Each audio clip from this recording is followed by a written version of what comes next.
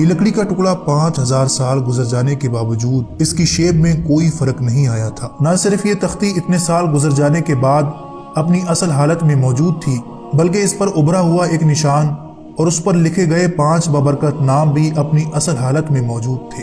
نامعلوم زبان میں لکھے گئے یہ نام اور اس کے نیچے لکھی گئی ایک تحریر جس کا مطلب کوئی نہیں جانتا تھا۔ ان تحریر کردہ ناموں میں سے ایک نام حضرت محمد صلی اللہ علیہ وسلم کا تھا، جبکہ باقی 4 نام کس کے تھے اور اس پر لکھی گئی اس قدیم زبان کا کیا مطلب تھا کوئی نہیں جانتا تھا۔ آخر روس کے آرکیولوجسٹ نے جب اس تختی پر ریسرچ کی تو یہ جان کر حیران رہ گئے کہ اس تحریر کو اس زبان میں لکھا گیا ہے جو زبان بہت وقت پہلے ہماری زمین پر بولی جاتی تھی۔ سال 1953 میں روس کی گورنمنٹ نے اپنے ماہر سائنسدانوں کو اس زبان کو جاننے کا ٹاسک دیا۔ پورے 8 مہینے اسٹڈی کرنے کے بعد آخرکار روس کے آرکیولوجسٹ نے ان ناموں اور اس تحریر کا مطلب جاننے میں کامیاب ہو گئے، اور جب ان ناموں اور اس تحریر کا مطلب انگلش زبان میں شائع کیا گیا تو تمام لوگ حیران رہ گئے۔ آخر روس کے آرکیولوجسٹ کو اس لکڑی کے ٹکڑے میں ایسا کیا ملا اور وہ 4 نام کس کے تھے اور اس تختی کو حضرت نوح علیہ السلام کی کشتی میں کیوں لگایا گیا تھا، یہ سب جاننے کے لیے اس ویڈیو کو اینڈ تک ضرور دیکھیے گا۔ دوستو، طوفان نوح آنے کے بعد دوبارہ سے ہماری زمین پر زندگی کی ایک نئی شروعات ہوئی، لیکن اس کشتی کی لوکیشن کوئی نہیں جانتا تھا۔ آج سے تقریباً 70 سال پہلے سائنسدانوں کے ہاتھوں کچھ ایسے ثبوت لگے جو طوفان نوح اور حضرت نوح علیہ السلام کی کشتی کے بڑے ثبوت تھے۔ دوستو، یہ وقت تھا سال 1951 کا، جب آثار قدیمہ کے ماہرین کھدائی کر رہے تھے اور یہ روس کا علاقہ وادی کہف تھا۔ کھدائی جاری تھی، اسی دوران زمین کی گہرائی میں کچھ بہت پرانی لکڑی کے ٹکڑے دکھائی دیے جو تھوڑی تھوڑی دوری پر بکھرے ہوئے تھے۔ تحقیقات اور ریسرچ کرنے کے بعد سائنسدان اس نتیجے پر پہنچے کہ یہ تختی کوئی معمولی لکڑی نہیں بلکہ یہ لکڑی حضرت نوح علیہ السلام کی کشتی کی ہے، اور 5000 سال گزر جانے کے باوجود یہ لکڑی اپنی اصل حالت میں موجود تھی۔ رشیا کے سائنسدانوں نے اس ٹکڑے کو اپنے پاس محفوظ کر لیا اور مسلسل 2 سال تک کھدائی اور ریسرچ کرنے کے بعد روسی آثار قدیمہ کے ماہرین کو زمین کی گہرائی میں ایک بڑا سا لکڑی کا ٹکڑا ملا جو کہ لوح کی شکل میں بنائی گئی تھی، اور اس پر ہتھیلی کی طرح ایک نشان بنا ہوا تھا جس پر مختلف نام لکھے ہوئے تھے۔ یہ تختی 14 انچ لمبی اور 10 انچ اونچی تھی۔ انتہائی حیرت کی بات یہ تھی کہ دوسرے تمام لکڑی کے ٹکڑے خستہ ہو چکے تھے، جبکہ یہ تختی بالکل صحیح حالت میں موجود تھی، لیکن اس پر لکھی ہوئی زبان کسی کو سمجھ نہیں آ رہی تھی کہ اس لکڑی پر لکھی ہوئی تحریر کا کیا مطلب ہے اور اس ہتھیلی کے نشان پر بنے ہوئے نام کس کے ہیں، اور حضرت نوح علیہ السلام کی کشتی میں ایسی تختی لگانے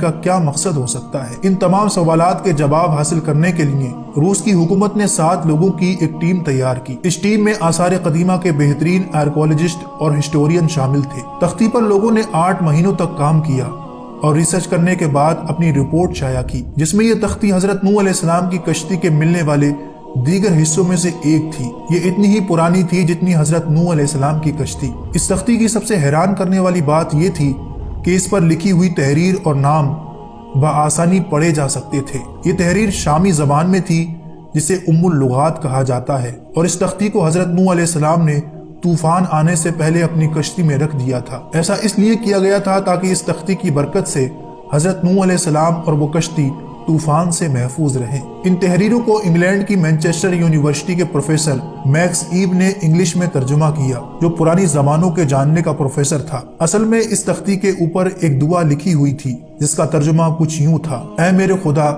میرے مددگار، اپنے رحم اور سخاوت کے صدقے ہماری مدد کر۔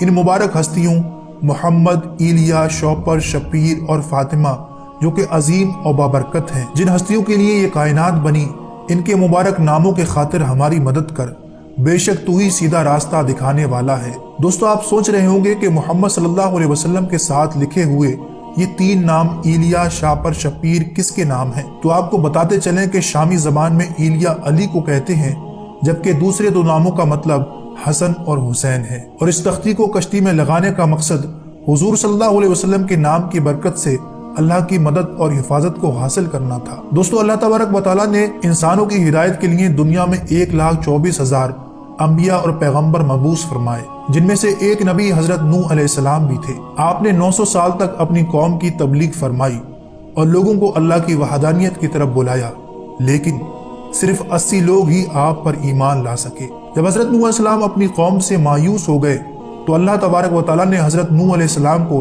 एक कश्ती बनाने का हुक्म दिया, जो कि आपने तैयार की और अहले ईमान उस कश्ती में सवार हो गए, जबकि जो लोग आप पर ईमान नहीं लाए थे वो सब तूफान में हलाक हो गए। चीनी माहिरीन का कहना है कि वो यकीन के साथ ये बात कह सकते हैं कि ये कश्ती हजरत नूह अलैहिस्सलाम की इस्तेमाल में रहने वाली कश्ती है, जो उन्होंने 4800 साल पहले अल्लाह के हुक्म से बनाई थी। ये कश्ती 300 गज लंबी, 50 गज चौड़ी और 300 गज ऊंची थी, जो कि 6 महीने 8 दिन तक पानी में तैरती रही और 10 मुहर्रमुल हराम को जूदी पहाड़ी पर ठहरी और फिर आप अपनी कौम के साथ नीचे उतर आए। मुस्लिम मुहक्किकीन के मुताबिक कश्ती रुकने की जगह जूदी पहाड़ी था, जो कि कोहे अरारात का हिस्सा है। इस कश्ती की 3 मंजिलें हैं, जो कि कई मीटर तक बर्फ में दबी रही। जब पानी कम हुआ तो हजरत नूह अलैहिस्सलाम ने खसरान शहर आबाद फरमाया और एक मस्जिद तामीर की गई, जिसे समानीन के नाम से जाना जाता है, और आपका मजार मुबारक लेबनान में वाक़ है। दोस्तों, इस तख्ती पर नाम मोहम्मद सल्लल्लाहु अलैहि वसल्लम मिलने से कि हजारों साल पहले हजरत नूह अलैहिस्सलाम भी इस हकीकत से वाकिफ थे